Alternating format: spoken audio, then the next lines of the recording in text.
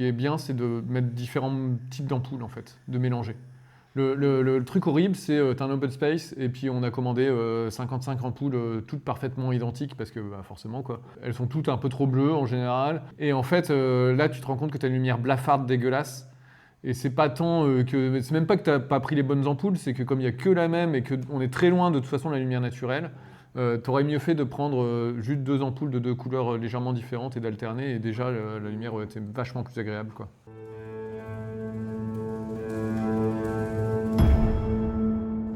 Bonjour, je suis Nicolas Dufresne et je viens pour cette deuxième Master ECAS vous parler de couleurs. Un vaste sujet qui paraît souvent très très complexe. Il n'est pas tant que ça, c'est ce qu'on va voir. Et moi je vous parle de ça parce que j'ai été amené il y a quelques années à commencer à travailler sur un média encodeur que j'ai codé avec mes petites mains, qui encode des médias en tout genre, images, vidéos, sons. Et donc ça m'a forcé, pour encoder correctement, à m'attaquer au sujet, à savoir comment on enregistre les couleurs dans un fichier vidéo, dans un fichier image, à creuser ce sujet-là, à me rendre compte que c'est plein de petites subtilités qui sont très intéressantes. Je me suis basé sur le savoir que j'avais déjà avant en tant qu'opérateur compositing, où on travaille beaucoup avec la couleur. Et j'ai tellement creusé le sujet que j'ai fini par en écrire un petit bouquin pour vous aider tous à gérer correctement vos couleurs dans vos chaînes de production, d'animation, de prise de vue aussi, tout ce qui est lié à l'image. Alors du coup, on va voir ensemble, on va commencer par se demander ce que c'est que la couleur. Parce que ça ne sert à rien de parler de couleur si on ne sait pas ce qu'on met derrière ce mot-là. Et c'est pas si évident que ça en a l'air, parce qu'on va voir aussi que ça dépend énormément de notre œil et de notre cerveau. Et dès qu'on parle du cerveau, on sait que ça devient un petit peu subjectif et compliqué.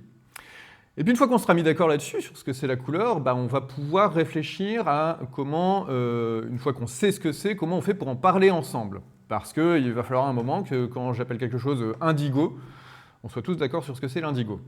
On sait que c'est pas évident non plus. Et une fois qu'on a ça, c'est à partir de là où on peut se demander, bon, maintenant qu'on sait parler de la couleur, comment est-ce qu'on fait pour en parler ensemble et avec un ordinateur? Comment on va faire pour enregistrer cette couleur dans l'ordinateur et toujours le même sujet, être d'accord avec l'ordinateur sur qu'est-ce qu'on appelle indigo ou bleu verdâtre. Et ça, c'est vraiment le nœud du sujet, ça va être ce qu'on appelle les espaces colorimétriques. On va parler un petit peu de la standardisation et en l'occurrence de la non-standardisation de ces sujets-là pour pouvoir voir comment on les numérise et donc après comment on pratique les couleurs dans la fabrication et déjà commencer à vous filer quelques astuces techniques sur les méthodes qu'on a pour gérer un peu ça et avoir le contrôle, être sûr que la couleur qu'on choisit au moment d'une pré-production, ce vert très précis, on retrouve le même dans le livrable à la toute fin de la chaîne de production, bien qu'il soit passé par 12 logiciels différents, 25 exports et 3 directeurs artistiques. Commençons donc par répondre à cette grande question, qu'est-ce que la couleur ? En fait, on va prendre le problème à la racine. On sait tous que ça commence par la lumière. Il n'y a pas de couleur sans lumière, tout simplement, il n'y a pas de vision sans lumière. Donc en fait, on commence par parler d'une certaine réalité physique, qui est la lumière qui est émise par une source de lumière, qui peut être une ampoule, le soleil, le feu, ce qu'on veut, qui émet la lumière. Cette lumière, elle va parcourir un certain chemin avant d'arriver dans notre œil et qu'on puisse commencer à parler de couleur. Tant qu'on n'est pas dans l'œil, on va plutôt parler de lumière et de rayons lumineux. La lumière étant une petite partie du spectre qu'on appelle électromagnétique, qui va des ondes radio jusqu'aux ultraviolets que vous connaissez, l'infrarouge, les rayons X, les rayons gamma, plein de gros mots. On peut dire aussi la 4G, la 5G, la 3G. Tout ça, c'est la même chose, c'est des rayons électromagnétiques. Et en fait, la lumière, c'est une toute petite partie de cette gamme de rayons électromagnétiques qu'on peut voir, qu'on voit avec l'œil. Nos yeux sont des antennes. C'est quelque chose qu'on ne sait pas, mais une antenne, elle capte la même chose qu'un œil. La vision et l'émission, la réception d'ondes, c'est la même chose. Un œil peut être vu comme une antenne, finalement. Et donc, on capte une petite partie du spectre, qui est traduit, on va voir, on a tendance à dire l'arc-en-ciel des couleurs, on va voir à quel point c'est vrai ou c'est pas vrai, qui va plus ou moins d'une couleur rouge à une couleur bleue, avec tout un dégradé dans toutes les nuances. Et c'est de ça qu'on va parler un petit peu, comment ce tas de rayons lumineux qu'on reçoit se traduit dans notre vision, dans notre cerveau, en ce qu'on appelle la couleur, en fait. Et donc, si on commence par cet aspect physique, par se demander de qu'est-ce qui fabrique, qu'est-ce qui arrive dans notre œil. Donc, comme je disais, on va partir d'une source de lumière. Les rayons, elle va émettre plusieurs rayons. Elle va émettre toute une gamme de rayons. Les rayons visibles, les ondes radio, les rayons X. Tout ça est émis ensemble, sans distinction, en fait. Donc, on les sépare, nous, dans une espèce de spectre. On les sépare par fréquence. C'est des ondes, donc on parle de fréquence. Ou de phase, c'est la même chose. Vous entendrez les deux mots. Et la source de lumière envoie tout un bouquet de ces rayons. Ils traversent certains milieux qui font qu'il y a certains rayons qui disparaissent, qui sont absorbés, ils sont réfléchis par certaines surfaces qui vont à leur tour en absorber quelques-unes, et ainsi de suite. Bref, il y a tout un chemin qui va intéresser plus les gens qui font du rendu 3D, par exemple, que les gens qui dessinent de la peinture. Mais toujours est-il qu'à l'arrivée, au bout de ce chemin, on a un certain nombre de ces rayons qui atteignent notre œil.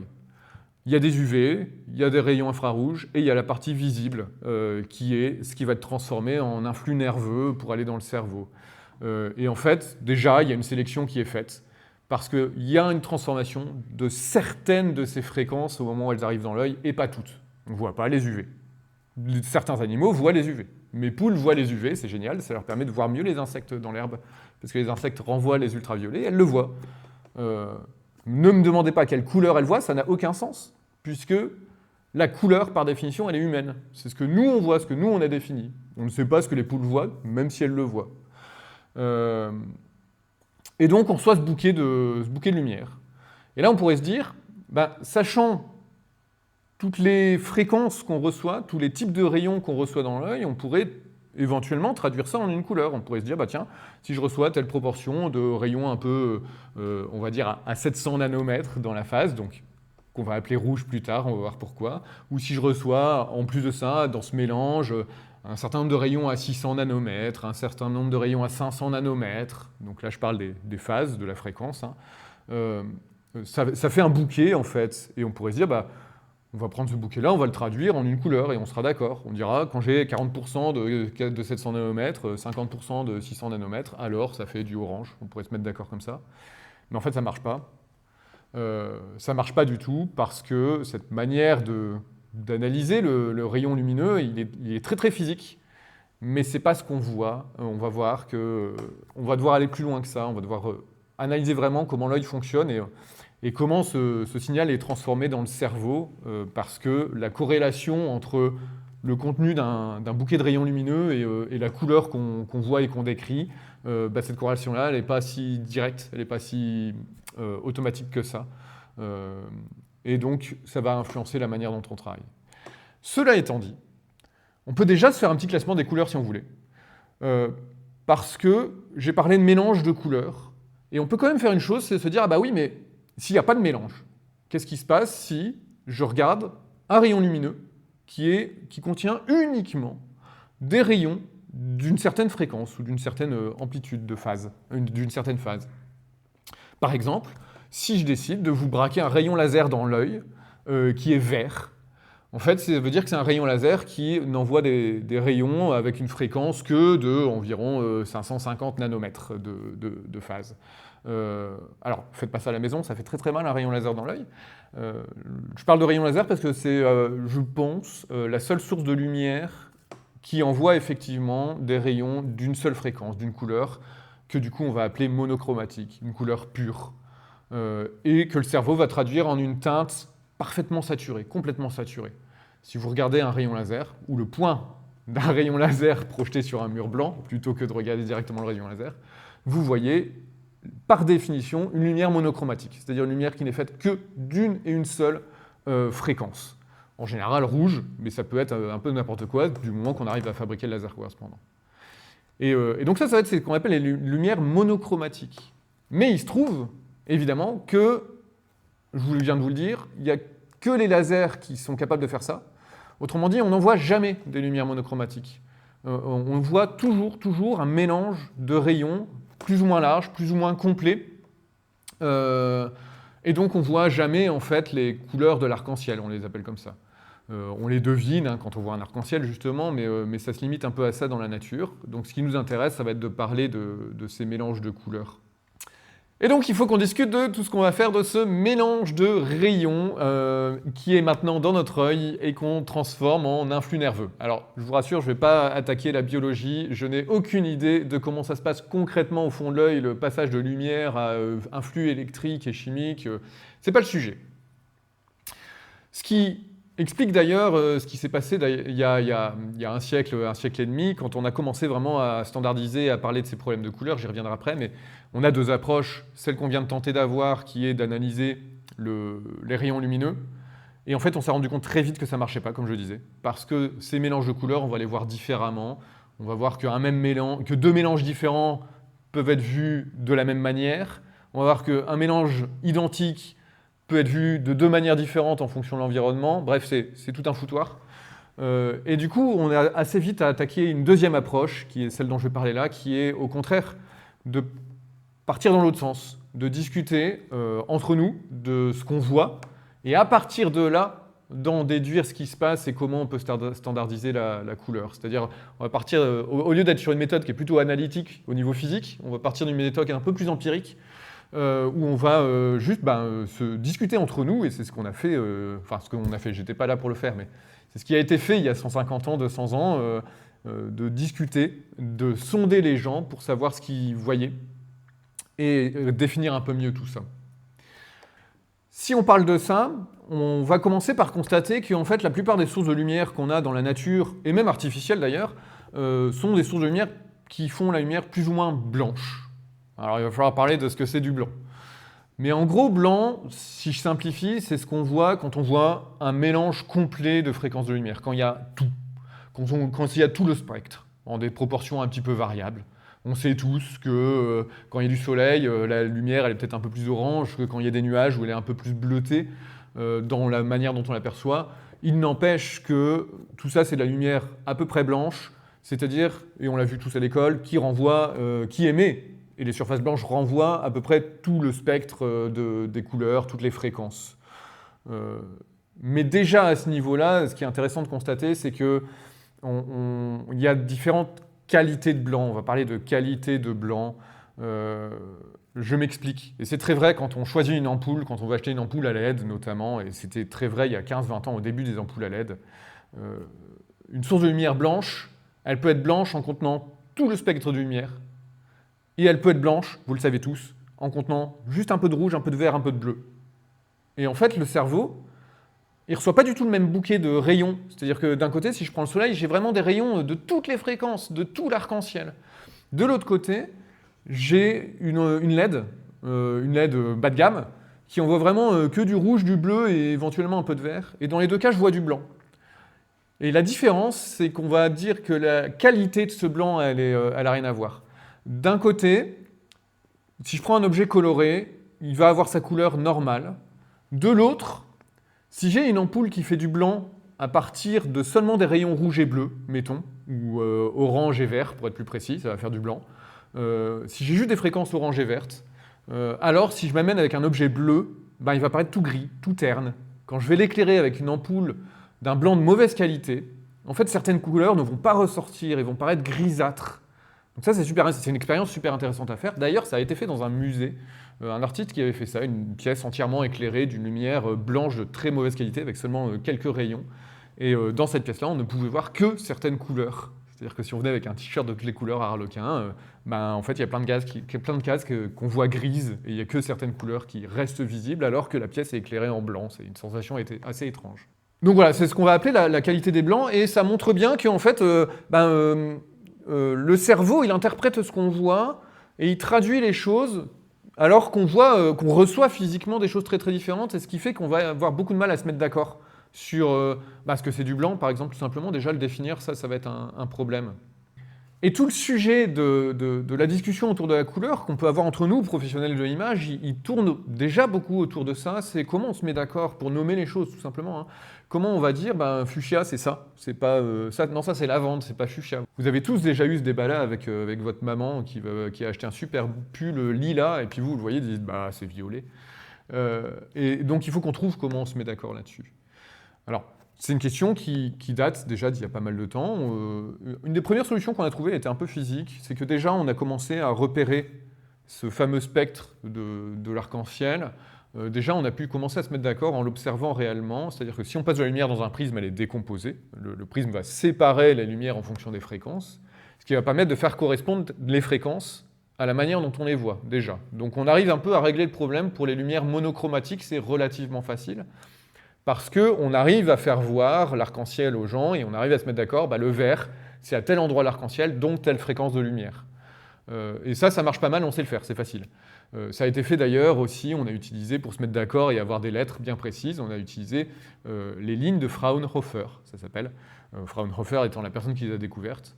Ce qu'on a découvert il y a 200 ans, que si on observe le spectre de lumière venant du Soleil, il y a des trous dedans, il y a des lignes noires en fait, qui correspondent à des fréquences très précises, qui sont absorbées, ou qui ne sont même pas émises d'ailleurs. Pour la parenthèse, c'est grâce à ça qu'on arrive à savoir de quoi sont composées les étoiles lointaines. On regarde dans le spectre où est-ce qu'il y a des trous, ça donne des indices sur les atomes, quel type d'atomes ont émis cette lumière. Bon. Fin de la parenthèse. Mais donc ça a été une des premières méthodes où on s'est mis d'accord. Et on a mis des lettres sur ces bandes noires qui apparaissent dans le spectre, qu'on utilise encore aujourd'hui d'ailleurs, pour nommer correctement, non pas dire c'est un peu rouge, c'est à la raie B de Fraunhofer dans le spectre des ondes qu'on reçoit. Mais en fait, on va voir que ça, c'est très limité. Parce que si on fait ça, on sait nommer les couleurs de rouge à bleu, et que les couleurs saturées monochromes. Et dans le spectre de rouge à bleu, il n'y a déjà pas le violet. Tout le monde croit que le violet, c'est une couleur monochromatique. Tout le monde croit que le violet fait partie comme on la met dans le cercle chromatique, ce qu'on appelle le cercle chromatique. Tout le monde croit que c'est une couleur pure, entre guillemets. Et en fait, pas du tout. Le violet n'existe pas dans le spectre en fréquence. Il n'y a pas de fréquence qui correspond au violet. Tout simplement parce que le violet, c'est ce qu'on commence à voir quand on mélange les deux extrêmes du spectre, le rouge et le bleu. Donc on referme le cercle chromatique, tout le monde connaît le cercle chromatique, on le referme avec le violet, et en fait c'est déjà une part d'interprétation du cerveau qui va dire le violet je le vois comme un truc très saturé et tout, alors que c'est déjà un mélange en fait. Donc on a déjà un problème pour se mettre d'accord dans les noms des violets. Et puis après, comme je disais, il y a ces histoires de mélange de gris et compagnie, de gris, de blanc. Donc il va falloir aller regarder plus précisément comment ça se passe dans l'œil et dans le cerveau. Et dans l'œil, on reçoit toutes ces fréquences. En fait, l'explication de ça, c'est qu'on reçoit toutes les fréquences grâce à deux types de cellules rétiniennes. On a d'un côté les cônes, qui sont des cellules qui s'activent à partir d'une certaine quantité de photons qu'elles reçoivent. En fait, pour qu'elles transforment le signal lumineux en un flux nerveux, il faut qu'elles reçoivent une certaine intensité de lumière. L'intensité de lumière, c'est tout simplement le nombre de photons qu'on reçoit chaque seconde. Ça se compte vraiment comme ça. Et donc les cônes, ils s'activent, il faut un minimum de photons pour qu'ils s'activent, c'est-à-dire qu'ils ne marchent pas dans l'obscurité, parce qu'on ne reçoit pas assez de lumière. Et ces cônes qui s'activent que quand on a assez de lumière, ils sont spécialisés, on en a 3 types spécialisés dans 3 fréquences différentes, qui sont peu ou prou rouge, jaune et bleu, rouge, jaune verdâtre et bleu. Ça vous rappelle tout de suite quelque chose, c'est l'histoire de rouge, vert, bleu, c'est pas un hasard. Et donc, comme on en a 3 et qui s'activent dans les lumières un peu plus fortes, ils permettent vraiment d'analyser la décomposition des bouquets de rayons qu'on reçoit, de savoir quelle fréquence on reçoit, parce qu'ils reçoivent 3 groupes différents, et donc ils permettent de voir les teintes. Mais ils ne marchent pas dans le noir. Et dans l'obscurité, on a les bâtonnets. Alors les bâtonnets, c'est le contraire. Eux, ils s'activent dès le début, dès le premier photon. La rétine, un seul photon, elle le voit. C'est assez incroyable quand on y pense. Dès le premier photon, les bâtonnets s'activent. Mais les bâtonnets, on n'en a qu'un type. Donc quand on reçoit la lumière qui n'est pas assez lumineuse, il n'y a que les bâtonnets qui fonctionnent. Et les bâtonnets, comme il n'y a qu'un seul type de bâtonnet, ils répondent à toutes les fréquences, à peu près. Mais ils ne savent pas les différencier. Ce qui explique pourquoi dans le noir, dans l'obscurité, en fait, on ne voit plus les couleurs. On voit peu ou prou en noir et blanc. Parce qu'on n'a pas les cellules qui s'activent pour décomposer, pour avoir l'analyse, entre guillemets, du bouquet de rayons qu'on voit.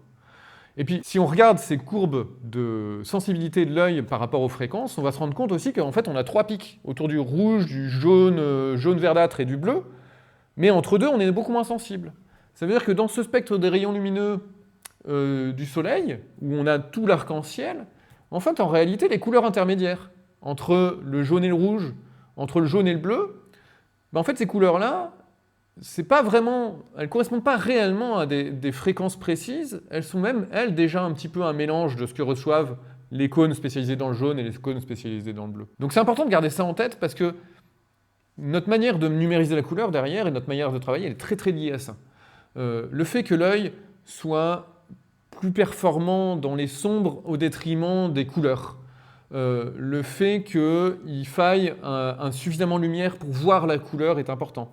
Le fait qu'on voit plutôt que les rouges, les verdâtres jaunâtres et les bleus, tout ça on l'a pris en compte en fait, on va voir, pour travailler l'image numérique. Et il y a un dernier aspect aussi, c'est que comme un capteur d'appareil photo, nos cellules elles saturent à un certain moment.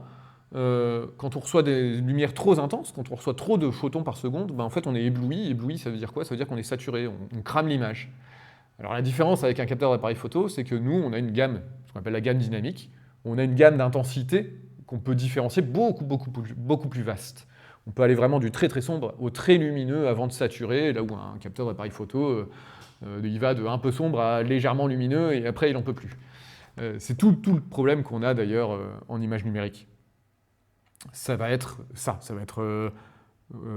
comment on va interpréter toutes ces couleurs. Et j'ai parlé que de l'œil, j'ai même pas encore abordé le problème du cerveau, pour vous dire à quel point en fait il se passe plein de choses qu'il faut qu'on comprenne pour savoir de quoi on parle quand on parle de la couleur. Parce que ça, c'est la transformation en un flux nerveux.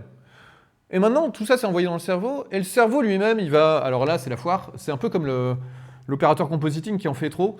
Le cerveau, il va réinterpréter et modifier tout ce qu'on voit à sa sauce. C'est-à-dire que il reçoit du blanc, ok, mais en fait, le blanc, il va l'adapter en fonction de ce qu'il y a autour. Un exemple, les gris colorés. Alors ça, les peintres connaissent bien le sujet, hein, mais le fait de mettre un tout petit peu de couleur dans un gris va complètement changer la perception qu'on en a. Par exemple, dans un dessin qui apparaît noir et blanc de Vinci, on va voir qu'il va bleuter légèrement les ombres et oranger un petit peu les lumières. Alors, c'est pas orange et bleu non plus, c'est quand même plus subtil que ça, on parle de Vinci. Mais ça donne un contraste bien supérieur à l'œil sans pousser en fait, le contraste de luminosité. C'est juste qu'on va utiliser les teintes pour ça. On va voir aussi que le contexte joue énormément. Un même gris va paraître plus foncé ou plus clair suivant qu'il est dans l'ombre portée d'un objet ou à la lumière.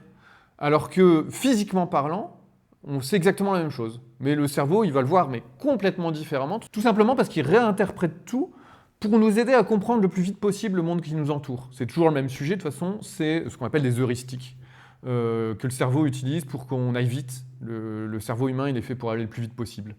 Quitte à se gourer, c'est pas grave, du moment qu'on a compris ce qu'on voit.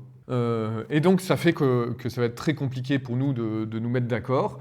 Et comme je disais, on va partir avec des méthodes un peu plus empiriques, en faisant une espèce de synthèse de moyenne de tout ce qu'on voit, en discutant entre nous, en disant à chacun, qu'est-ce que toi, est-ce que ça c'est blanc pour toi, est-ce que ça c'est orange, est-ce que ça c'est bleu, est-ce que ça c'est lumineux, est-ce que ça c'est foncé, comment tu le vois? Si tu devais placer ce gris dans une échelle de 0 à 10, est-ce que tu le mettrais à 5, à 8, à 10, en termes d'intensité, de luminosité? Et faire ce travail-là et faire la moyenne avec suffisamment de monde, on va se rendre compte qu'on est quand même tous, on arrive à peu près au bout d'un moment à se mettre d'accord.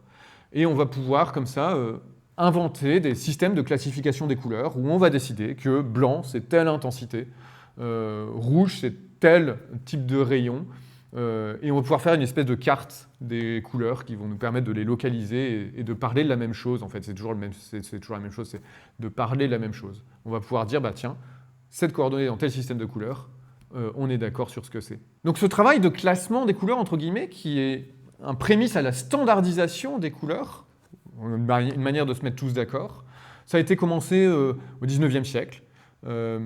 Il y a un système que je trouve très intéressant, mais qui a été un peu oublié et abandonné, qui était par exemple le système de... Alors, désolé pour la prononciation, je n'ai aucune idée de comment on prononce ce nom.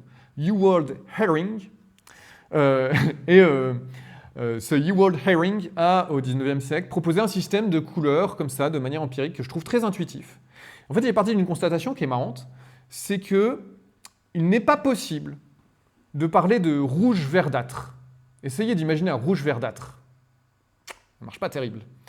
Tout comme il n'est pas possible de parler d'un bleu jaunâtre. À moins d'imaginer une espèce de gris marronasse, un peu pas très joli. Et en fait, il s'est rendu compte de ça, sans l'expliquer, C'est une constatation en parlant avec tout le monde. On se rend compte, tous, entre nous, on est tous d'accord que ces couleurs-là, on ne peut pas les imaginer, elles ne marchent pas, elles ne rentrent pas dans le cerveau.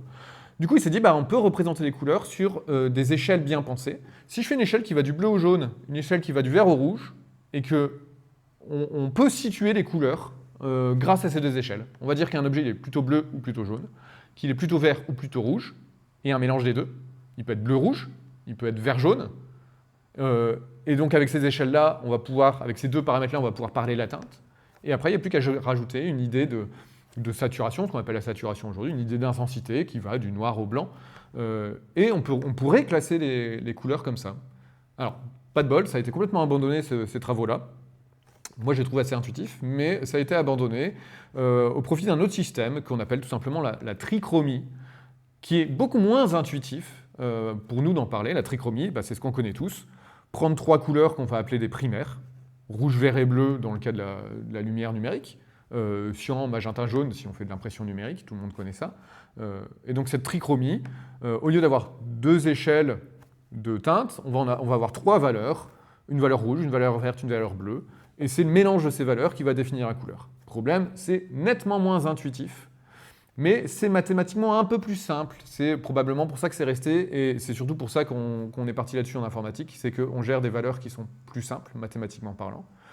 Ce qui est intéressant, c'est qu'on a prouvé par la suite, au XXe siècle, que en fait, les deux systèmes sont parfaitement équivalents en termes de mathématiques. Mais c'est une parenthèse, c'est pas notre sujet. Et sur ces prémices, sur ces premiers travaux, il y a la Compagnie internationale de l'éclairage, qu'on appelle la CIE encore aujourd'hui, qui a commencé au début du XXe siècle à pousser ses travaux de standardisation et de sondage, entre guillemets, des gens beaucoup plus loin, jusqu'à publier un diagramme en 3 dimensions en 1931, qu'on appelle le CIE 1931, ou XYZ. XYZ parce qu'il propose 3 coordonnées.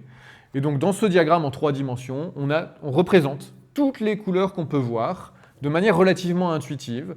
C'est-à-dire que vous verrez que le diagramme, il a un pourtour qui sont les couleurs de l'arc-en-ciel, les fréquences qu'on voit. Donc c'est le bord arrondi du diagramme, les fréquences de l'arc-en-ciel, les couleurs pures et monochromatiques. On le referme en bas avec les violets dont je parlais, qui sont le mélange de rouge et bleu, qui sont déjà un mélange. Et au milieu, on va vers le blanc, c'est-à-dire que quand on mélange tout ça, on va vers le blanc. Ça, c'est les 2 premières dimensions, celles qu'on utilise beaucoup. Et la troisième, c'est l'intensité, qui permet de descendre vers le noir, tout simplement. Et ce diagramme-là, en fait, on l'utilise depuis 1931. Il est encore utilisé aujourd'hui parce qu'il est assez simple et intuitif à comprendre. Bien que la Commission internationale de l'éclairage, la CIE, ait continué ce travail avec d'autres diagrammes par la suite, jusqu'aux années 70 et même jusqu'à aujourd'hui, avec des espaces dont vous connaissez probablement le nom, au moins 2 noms, par exemple le LAB, qui date de 1971. Je ne vais pas en parler parce que c'est très technique et très pointu. On pourra en parler si on se rencontre un de ces jours, avec plaisir.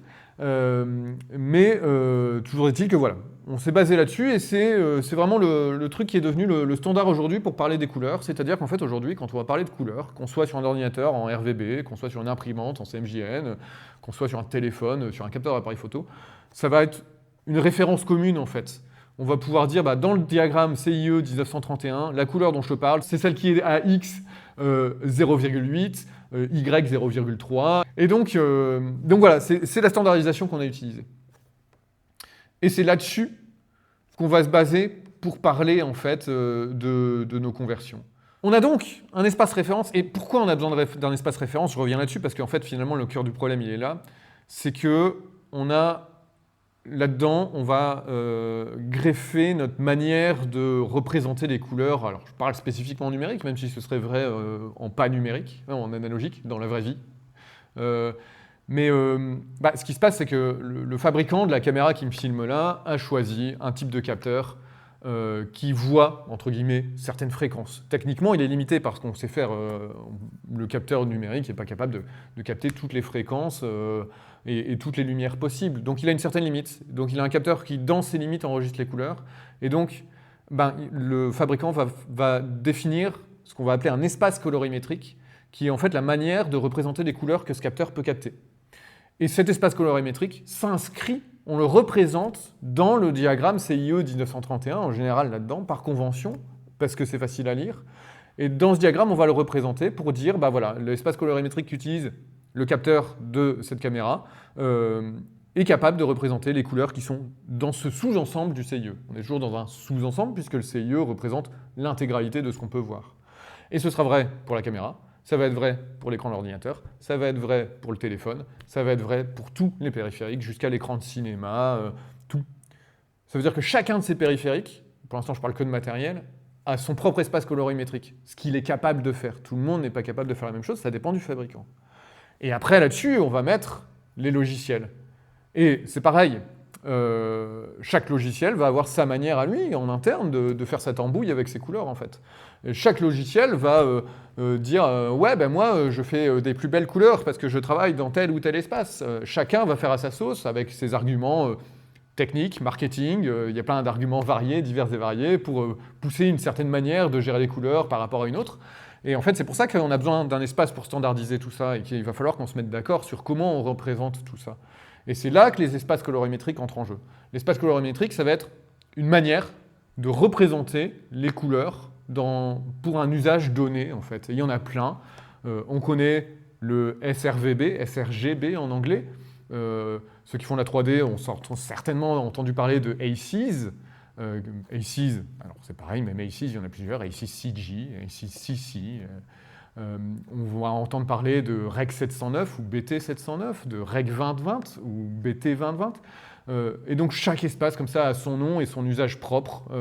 Et évidemment, plus le temps passe, plus on fait évoluer ces espaces colorimétriques, parce que plus le temps passe, plus le matériel qu'on utilise est capable de représenter plus de couleurs. Hein. Tout simplement, on agrandit ce qu'on est capable de faire. Et c'est ça qui a produit toute la difficulté, quelque part, dans nos chaînes de fabrication de couleurs, en fait. C'est de toujours maîtriser les conversions qui vont avoir lieu d'un matériel à l'autre et d'un logiciel à l'autre, en fait. Et là-dessus, en plus, s'ajoute une autre difficulté. Je parlais des limitations techniques des matériels, mais il y a aussi les limitations de l'ordinateur, de la manière de calculer les couleurs. Et alors, il y a un calcul que j'aime bien faire qui est sympa en informatique, c'est que si je prends une image, aujourd'hui une image HD classique qu'on affiche sur le web, ce sont des images où on utilise 8 bits par couche, c'est-à-dire 8 bits pour le rouge, 8 bits pour le vert, 8 bits pour le bleu, nos trois primaires dont j'ai déjà un petit peu parlé, qui suffisent à représenter toutes les couleurs parce que nos cônes dans la rétine ne voient plutôt que le rouge, le vert et le bleu, donc ça match, donc on utilise ça. Je reviens toujours au pourquoi du comment. Donc 8 bits par couche sur 3 couches, on a 24 bits pour un pixel de couleur, le bit étant 0 ou 1 dans l'ordinateur, c'est un 0 ou un 1. Quand on en prend 8 des bits, ça fait un octet. Donc quand je dis j'ai 3 x 8, 24 bits pour un pixel, en fait j'ai 3 octets pour un pixel. Et puis on peut pousser le calcul. Si j'ai 3 octets pour un pixel, je suis en HD, j'en ai 1920 en largeur, j'en ai 1080 en hauteur, donc je fais mes 3 octets par 1920 par 1080. Et puis comme je fais de la vidéo au cinéma, j'ai 24 images par seconde, au moins. Après, Peter Jackson, il aime bien en mettre plus. Et puis je vais multiplier par 60 secondes pour avoir une idée de ce que ça donne sur une minute. Et bien si vous faites le calcul, ça vous fait 71 milliards de bits, 71 milliards de fois 0 ou 1 l'un derrière l'autre. Autrement dit, pour faire un truc qui est un peu plus parlant pour nous, 8 gigaoctets pour une minute de film en HD si on n'utilise aucune technique de compression, rien du tout, en prenant pour base 3 octets par pixel, 8 bits par couche, 1 octet par couche. Et c'est rien du tout un octet par couche, parce qu'avec un octet par couche, avec 8 bits, 8 fois 0 ou 1, j'ai que 256 combinaisons différentes. C'est-à-dire que j'ai que 256 valeurs de rouge, de vert et de bleu ensemble. Ça fait déjà 16 millions, 256 fois 256 fois 256, ça fait quand même 16 millions de nuances. Mais c'est pas énorme par rapport à ce que peut voir l'œil humain. En fait, l'œil humain, il en voit bien plus que ça. Et déjà, en limitant, on a déjà choisi une manière de limiter, en fait, finalement, cette quantité de couleurs qu'on voit. C'est ce qu'on appelle l'échantillonnage, en fait. On part d'un monde réel où on a une infinité de valeurs. On peut mettre autant de chiffres qu'on veut derrière la virgule. On a quelque chose de continu. Et on en fait des valeurs qu'on appelle discrètes en mathématiques. On en fait des valeurs entières, en fait, qui sont divisées en 256 malheureux niveaux. Et déjà, en faisant ce choix-là, on a un énorme problème d'encodage, en fait. Et c'était déjà le cas, même avant le numérique, quand on était en analogique, avec un signal électrique à la télé, il y avait le même problème. On ne passe pas autant de données qu'on veut dans un fil en cuivre. Donc, il faut faire quelque chose pour limiter cette quantité de données.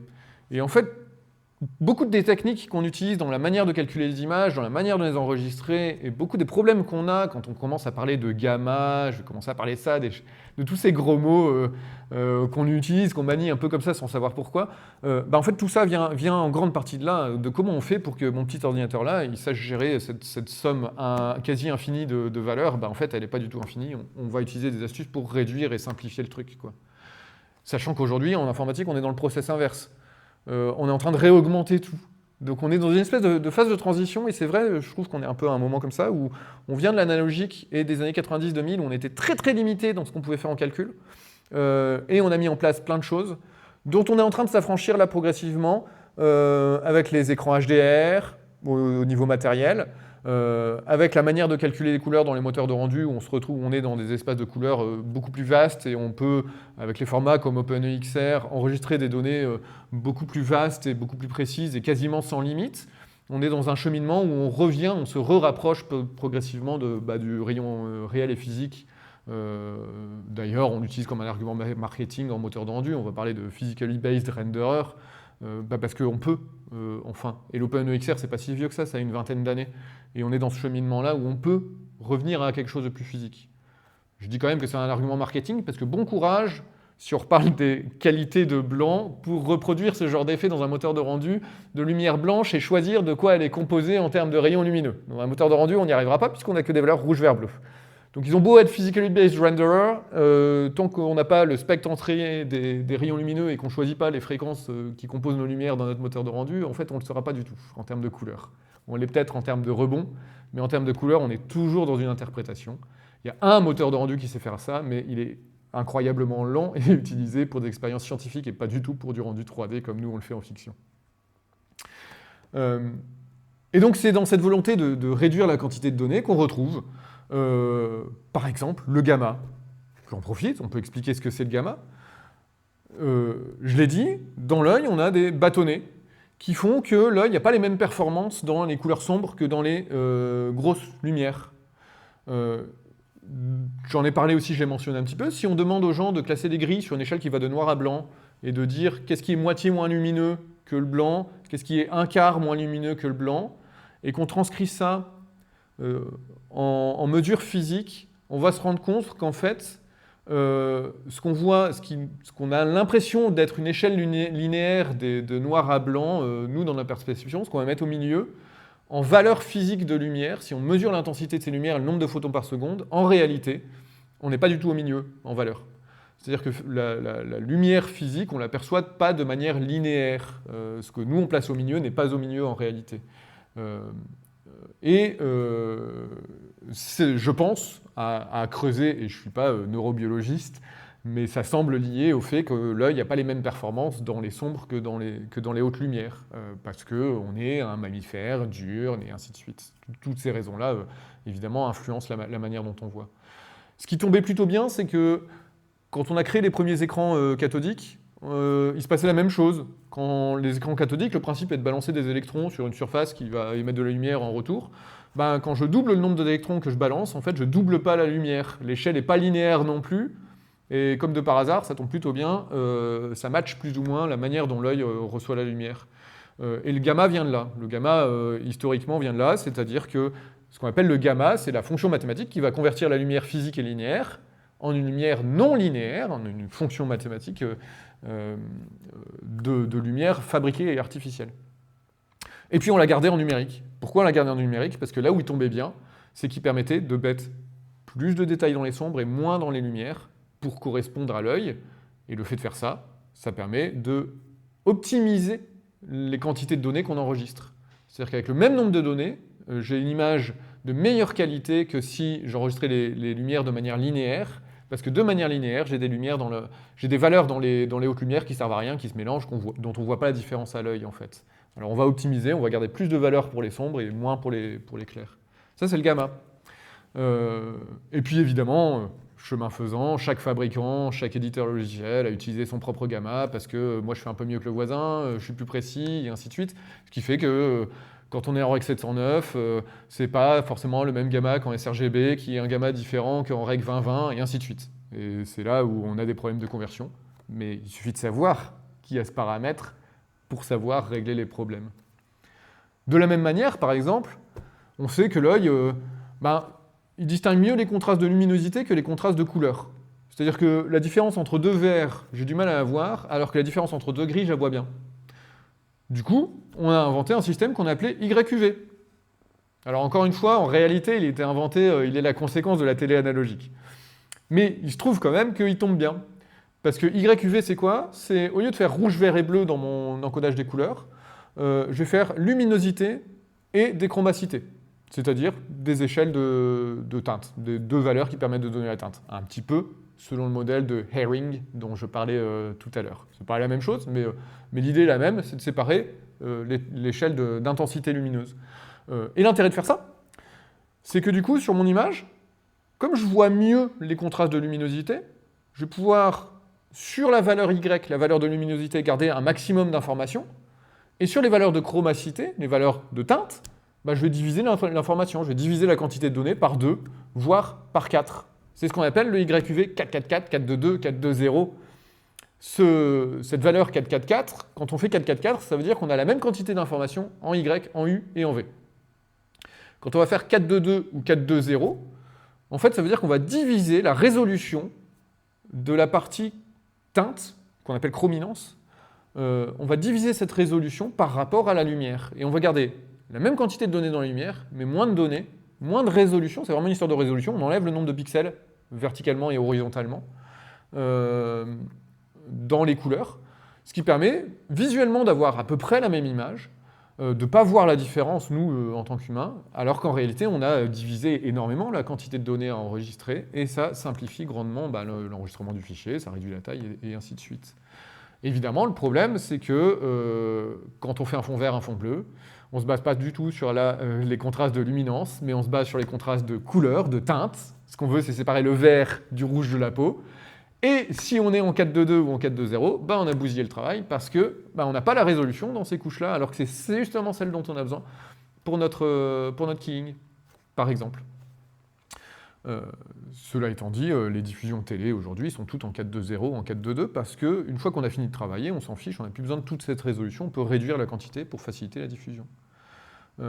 Et donc, en fonction des étapes de production, il va falloir comme ça être bien vigilant sur les formats de fichiers qu'on utilise, les espaces colorimétriques qu'on va devoir choisir, pour savoir où on peut perdre de la qualité, où on ne peut pas en perdre, et surtout vérifier qu'à chaque étape, la conversion de la couleur, elle tombe bien dans cette espèce de jungle de différents paramètres. Et techniquement, qu'est-ce qu'on fait de tout ça, justement? Allons-y, parlons-en.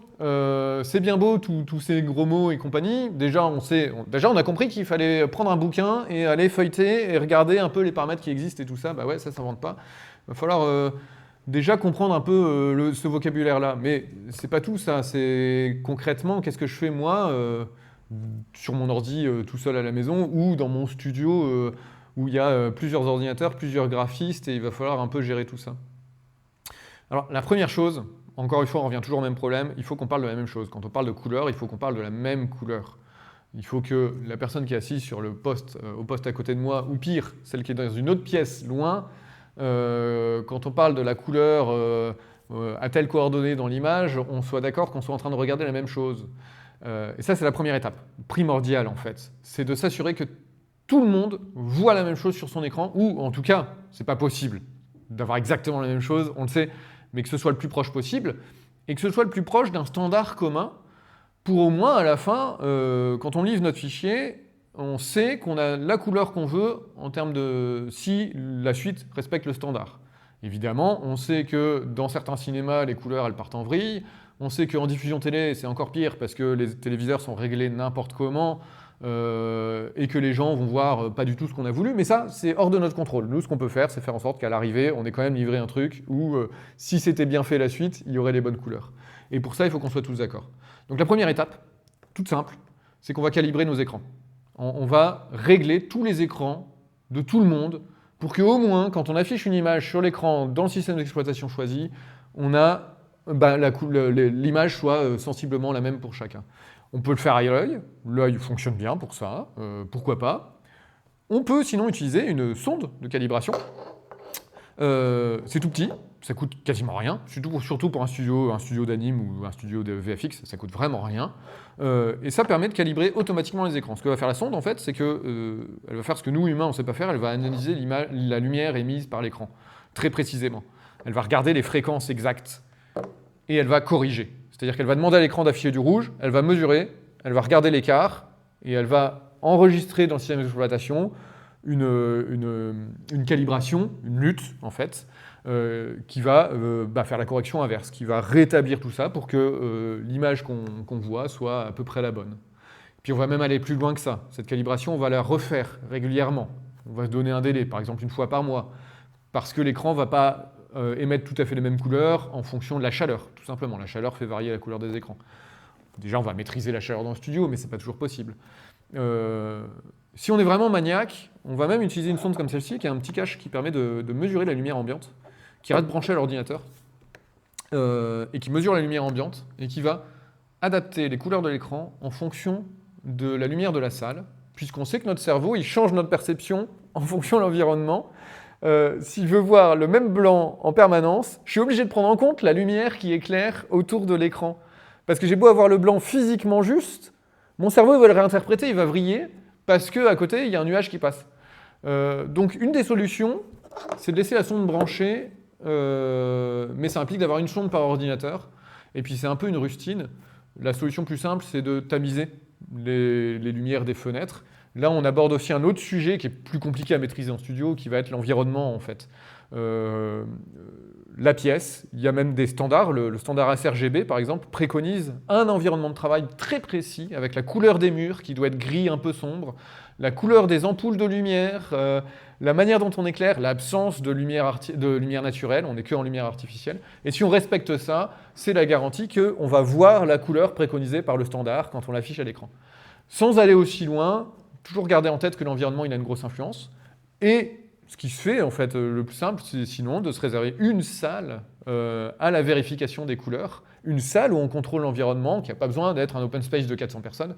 Ça peut être réservé à une petite salle. Souvent la salle de montage, hein, d'ailleurs c'est ce qu'on fait de toute façon dans les salles de montage souvent. Mais gardez en tête que l'environnement joue, qu'il ne suffit pas d'avoir la couleur physiquement juste sur l'écran, que si les fenêtres sont trop grandes, de toute façon le décorateur ou l'opérateur compo il sera vachement embêté parce que la lumière environnante va aussi influencer la manière dont tu vois. Donc ça c'est la première étape, contrôler physiquement parlant les couleurs sur les écrans et qu'on ait les bonnes, et les contrôler régulièrement. Et puis juste avoir quelques sondes et le refaire de temps en temps. Ce qui est super intéressant, et ce que moi j'ai constaté d'expérience, c'est que même si on a des écrans, sans dépenser des écrans à 2000, 3000 euros vraiment parfaits, alors c'est bien d'en avoir, mais même sans ça, un écran un peu bas de gamme, le fait de le calibrer avec une sonde, ça fait qu'il égale, qui vient vraiment talonner les écrans très très haut de gamme qui n'auraient pas été bien calibrés en fait. Donc la sonde, c'est vraiment, ça change vraiment la manière de travailler. Alors, il y a un truc qui est très déstabilisant au début, d'expérience aussi, c'est que les standards préconisent des lumières assez sombres sur les écrans. Le standard sRGB et le standard télévision, Rec 709 aujourd'hui, HD, préconisent des lumières, des intensités maximales qui sont en fait relativement faibles et on a l'impression de bosser sur un écran assez sombre quand on calibre dans les standards. Tout simplement parce que c'est des standards qui sont prévus pour qu'on visionne les images dans un environnement qui lui aussi est assez sombre. Donc ça marche très bien, sauf qu'on bosse rarement dans des environnements aussi sombres que préconisés, et du coup on peut se permettre là-dessus de dévier un peu des standards et de remettre un peu plus de lumière sur les écrans, juste pour le confort de travail en fait, hein, pour voir un peu mieux ce qu'on fait. De toute façon, l'intensité lumineuse, c'est un peu moins primordial que la teinte, et plus facile à régler en fait. La sonde elle est vraiment utile et on se concentre vraiment sur la teinte des écrans, sur la couleur, que le bleu soit bleu et pas vert en fait. Ces choix qu'on va faire technico-artistiques sont de toute façon bornés et contraints par le fait qu'on est dans des systèmes RVB. Donc on va devoir bosser dans cette contrainte-là, qui est déjà d'ailleurs une contrainte artistique qu'on a tendance à sous-estimer. La manière dont fonctionnent les écrans, ça c'est marrant. Et c'est quelque chose que les storyboarders oublient. On ne peut pas faire de la magie lumineuse dans un ciel bleu, regardez-moi bien, vous tous. Non, je ne ferai pas un effet de magie bleue à midi, en extérieur. Parce que je ne pourrais pas faire de la lumière bleue sur un fond bleu. Je ne pourrais pas non plus faire de la lumière sur un fond blanc en général. J'ai regardé très récemment Terminator 0, que je recommande, c'est vachement bien, série animée, une adaptation de Terminator, mais faite au Japon. C'est très très chouette. Mais ils ont un personnage virtuel qui s'appelle Kokoro, qui est dans une salle blanche, mais virtuelle, hologramme, sur un fond blanc, ça marche pas. Ça fait gris baveux. Et en fait, c'est pas un choix artistique, c'est un problème technique. Et c'est un choix artistique qui n'a pas été fait en prenant en compte le problème technique qui est que sur un écran, le blanc est forcément le pixel le plus lumineux. Vous avez tendance à me dire, bah oui, c'est logique. Mais en fait, non, dans la vraie vie, c'est pas vrai. Je peux prendre un laser rouge et faire un point rouge sur un mur blanc. Le point rouge, il est plus lumineux que le mur blanc. Dans la vraie vie, une couleur peut être plus lumineuse que du gris ou du blanc, ou que du blanc, en fait. Ce qu'on ne peut absolument pas reproduire sur un écran numérique, parce que le blanc, c'est la somme, système additif, c'est la somme du rouge, du vert et du bleu. C'est-à-dire qu'on a triple intensité par rapport à un pixel rouge. Un pixel blanc, il est 3 fois plus intense en termes de luminosité, en termes de photons par seconde, il y en a 3 fois plus qu'un pixel rouge. C'est inévitable, on ne peut pas faire autrement. Tout fonctionne comme ça. Et il faut le prendre en compte artistiquement. On ne peut pas faire de la lumière dans un truc lumineux, en fait. Donc, il faut faire, c'est plus intense, les combats de magie sous un ciel un peu grisonnant, il faut les faire le soir, à la tombée de la nuit, il faut faire des choses comme ça, c'est beaucoup plus joli parce que ça fait des lumières beaucoup plus flashy, quoi.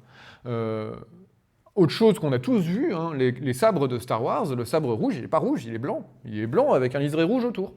Mais en fait, s'il était rouge, il ne serait pas lumineux. Ça ne marcherait pas, on ne pourrait pas faire le film. On a besoin que les sabres laser aient un cœur blanc, alors que dans la vraie vie, on les imaginerait plutôt rouge lumineux, en fait, plutôt que blanc, baveux, rouge.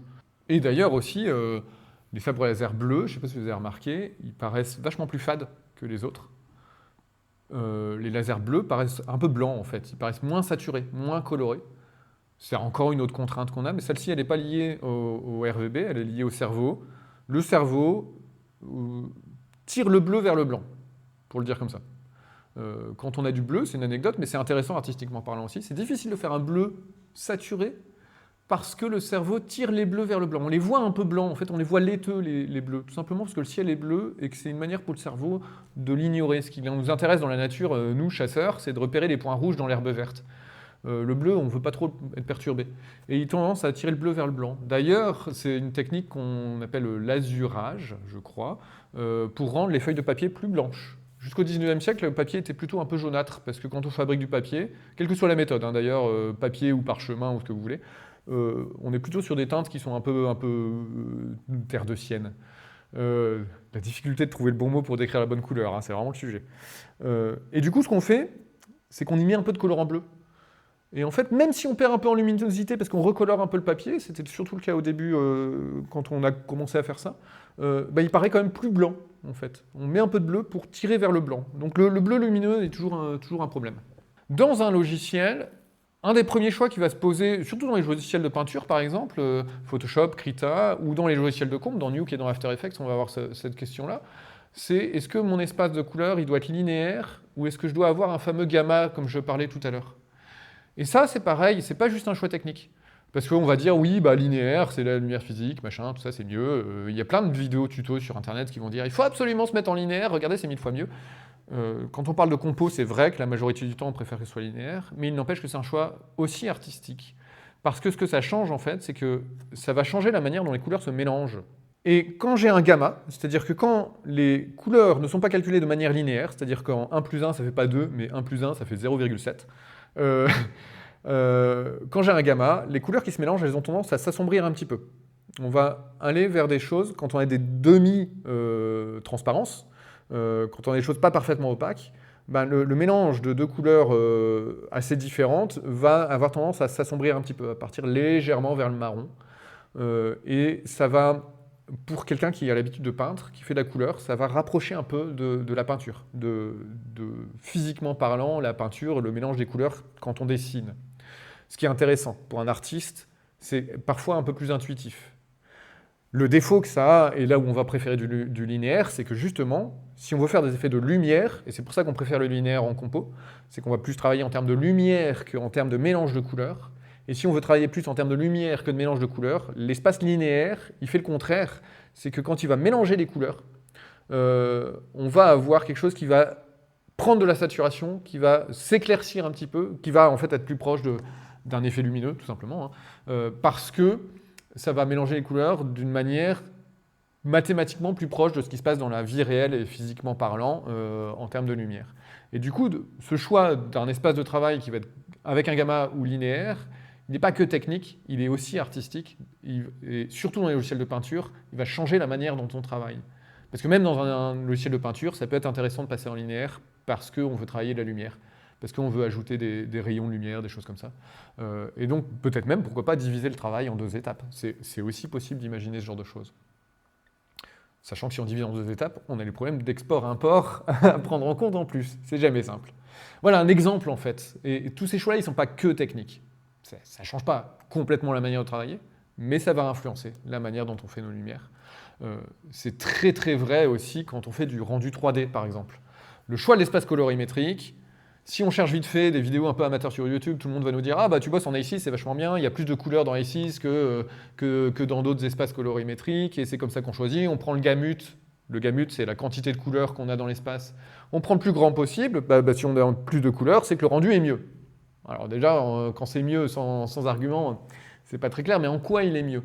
Et en fait, c'est là où on a d'autres choix possibles. Ces choix vont influencer la manière dont l'image sort à l'arrivée. Il faut voir un peu comment fonctionne le rendu 3D, et ça vaut le coup de faire une parenthèse là-dessus pour comprendre ces histoires aussi d'espace colorimétrique et tout ça.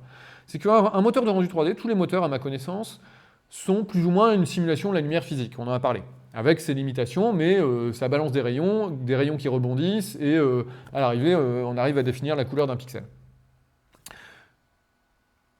En interne, ils fonctionnent tous comme ça, et le résultat à l'arrivée, la couleur du pixel est toujours divisée en rouge, vert ou bleu. Parce que c'est vraiment le grand standard aujourd'hui. Même si on avait pu faire autre chose, aujourd'hui on est bloqué là-dessus.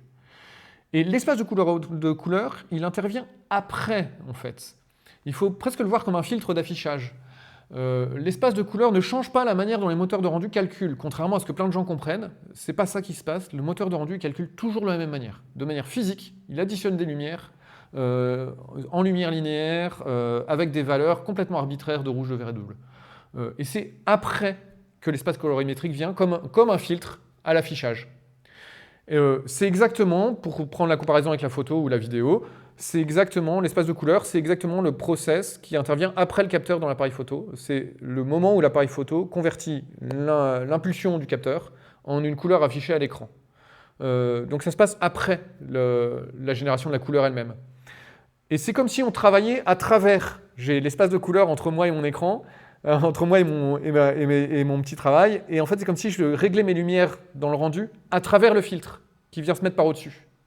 Et là où il est important artistiquement parlant, c'est pas qu'il va permettre des choses techniques différentes, c'est qu'en fait, certains espaces de couleur, la manière dont ils vont transformer ces lumières, ils vont faire que les teintes sont un peu plus saturées quand elles sont lumineuses, ou au contraire, que les teintes sont un peu plus ternes quand elles sont lumineuses. Et en fait, c'est un choix artistique. Parce que, à cause de ce filtre, je vais avoir plus ou moins de facilité en tant qu'artiste, en tant que lighter, à faire des lumières, à faire un rendu très coloré, très saturé, ou à faire un rendu très très réaliste, un peu gris. Et en fait, si on ne file pas le bon espace, si on me balance du A6CG que je trouve assez saturé pour faire un VFX très très réaliste, plutôt un peu gris, je suis vachement emmerdé en fait. Parce que dès que je vais mettre de la lumière, le A6CG il va la tirer un petit peu vers la saturation. Et donc, je ne vais pas mettre par défaut un espace colorimétrique parce qu'on m'a dit que c'était mieux. Je vais regarder, étudier les différents espaces à ma disposition pour trouver celui qui correspond. Et une fois qu'on a trouvé celui qui correspond, on calibre le reste de la chaîne de production en fonction de cet espace qu'on a choisi. Mais il y a vraiment un aspect artistique, il n'est pas que technique, le choix de ces espaces de couleurs, en fait.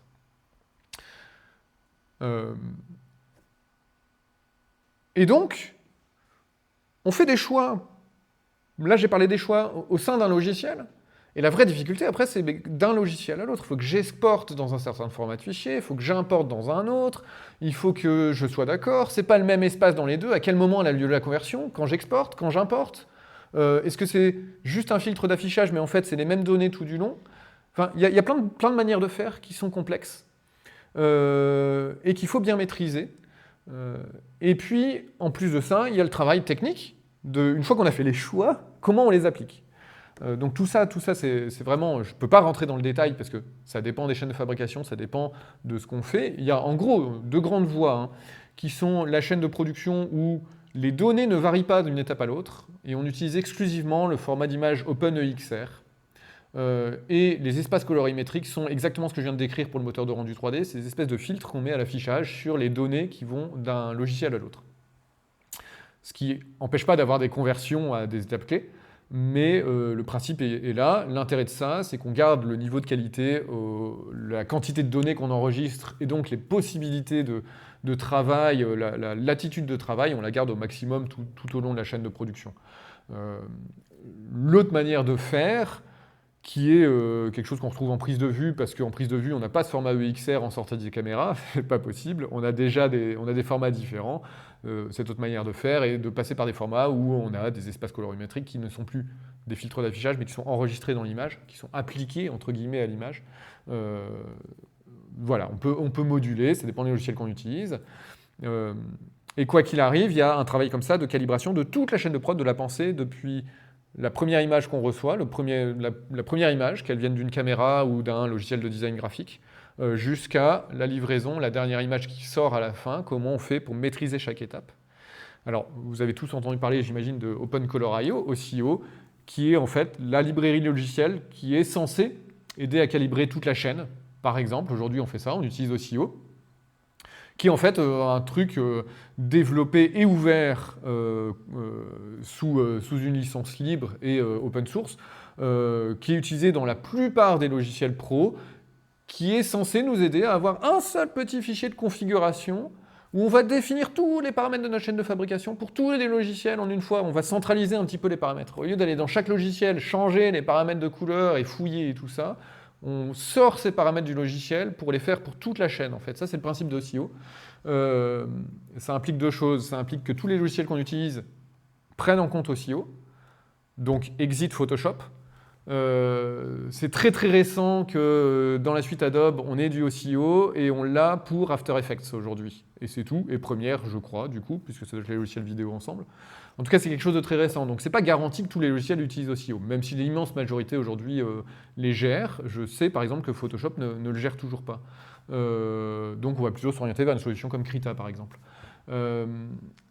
Et donc, il faut que tous les softs gèrent OCIO. Il faut aussi faire confiance aux développeurs qui a implémenté ou pas correctement OCIO dans le logiciel.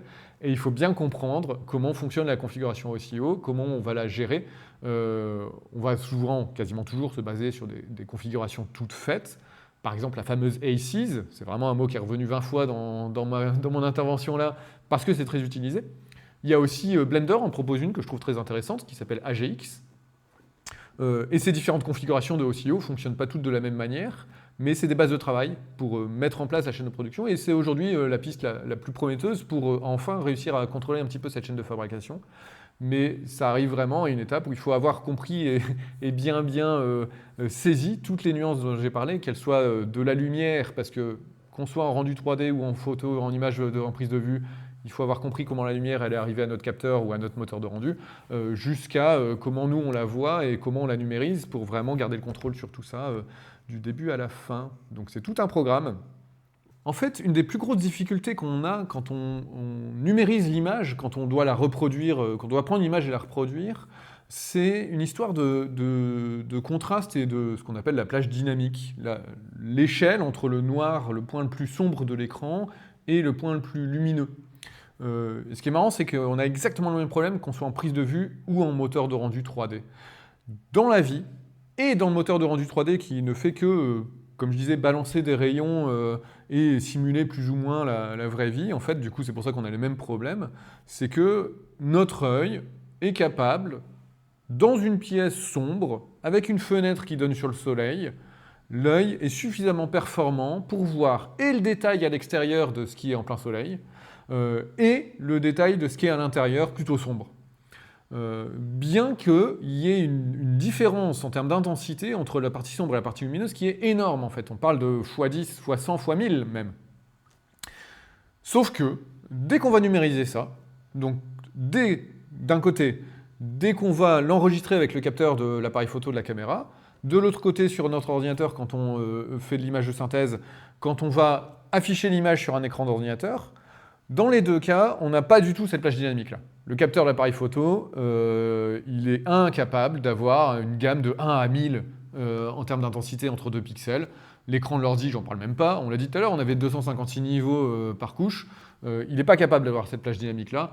Même les écrans qu'on appelle HDR aujourd'hui, tout l'intérêt de ces écrans, c'est qu'ils augmentent un petit peu cette plage dynamique. Ils ont quand même pas... ils sont encore très très loin du taux de contraste qu'on a dans la vie réelle. Le cinéma a un taux de contraste un peu plus élevé, par exemple, que les écrans et compagnie. On gagne un petit peu, on peut tendre vers un truc un peu plus contrasté. Il n'empêche qu'on doit réduire ça, parce qu'on est face à un choix qui est tout simple. Soit ce qui par la fenêtre est tout blanc, cramé, surexposé, soit ce qui est à l'intérieur dans la partie sombre est tout noir, sous-exposé, bouché. Soit on fait une espèce de truc entre les deux où on ramène tout le monde à peu près au même niveau, mais on a une sensation de manque de contraste, de grisâtre en fait. L'extérieur apparaît un peu gris ou l'intérieur un peu trop sombre. Et en fait, ça c'est un des problèmes principaux qu'on a, et c'est pour cette raison-là notamment qu'on a besoin d'espaces colorimétriques en rendu 3D, du fameux ACES et compagnie, parce que le travail de ces espaces-là, au-delà des couleurs, il est aussi de faire en sorte qu'on réduit la plage dynamique physique et réelle et simulée dans un espace qui est utilisable par un écran d'ordinateur ou par un projecteur de cinéma, même s'il est un peu plus large.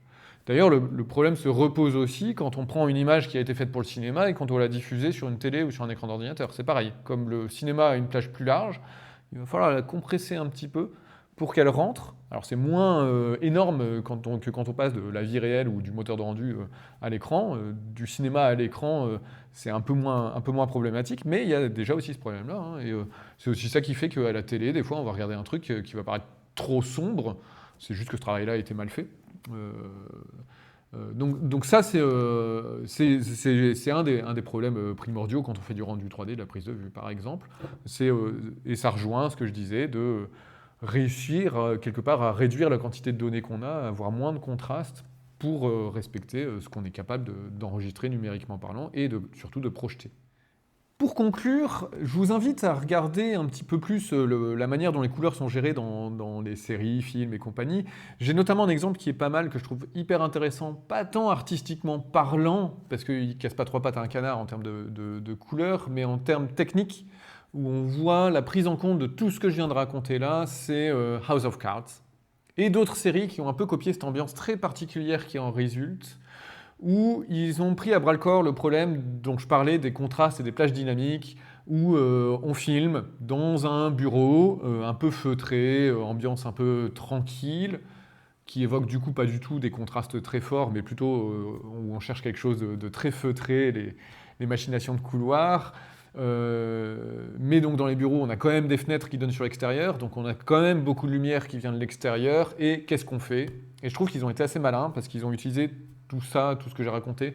D'abord, ils ont fait un choix artistique, qui a été de mettre des rideaux translucents aux fenêtres, qui vont venir tamiser la lumière très fort, et permettre d'avoir un extérieur dans le champ, mais tamisé par le rideau.